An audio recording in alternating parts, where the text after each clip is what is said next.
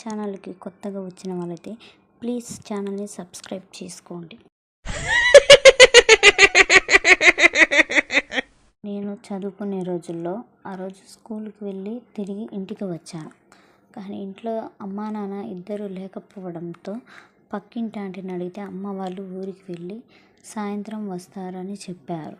సరే ఈలోపు నేను ఇంటి దగ్గరికి వెళ్ళి ఆడుకుందామని చెప్పి ఆడుకుంటా ఉంటే అమ్మ వాళ్ళు ఇంకా సాయంత్రం వరకు రాకపోలేదు. ఏమైందని చెప్పి అమ్మ వాళ్ళకి ఫోన్ చేసి అడిగాను. వాళ్ళు రావడానికి లేట్ అవుతుందని చెప్పేసరికి నేను తినేసి నిద్రపోతున్నాను.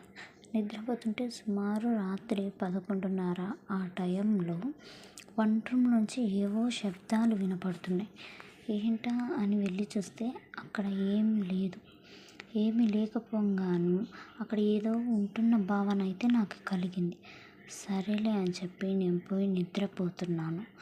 మళ్ళీ అక్కడి నుంచి వంట రూమ్లో సౌండ్ వస్తుంది.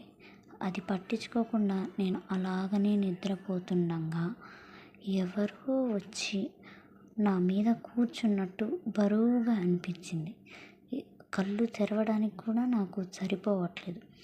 ఏంటా అని నేను లేస్తుంటే కళ్ళు తెరవలేకపోతున్నాను, కదలలేకపోతే బాడీ అంతా చల్లగా అయిపోయింది.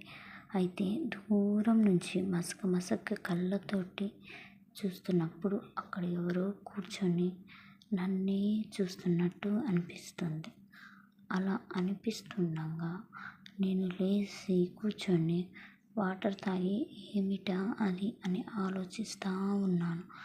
అలా ఆలోచించి మళ్ళీ నిద్రపోయి ఉదయం 6:30కు లేచాను.